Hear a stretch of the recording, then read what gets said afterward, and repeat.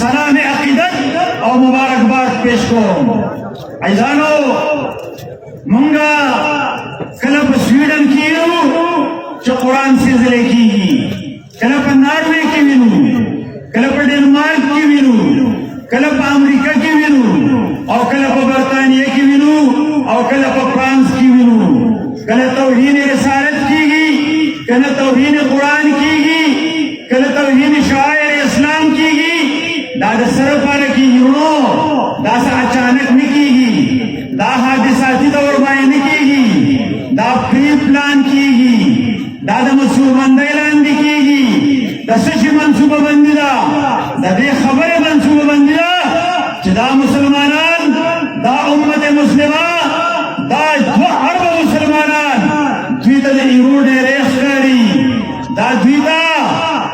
دا داسې د مړو قبرستان ښکاري دوی ګوري چې په دې کې چېرته ژوندون شته دی او که نه په دې ایرو کې چېرته سپرغۍ شته دی او که نه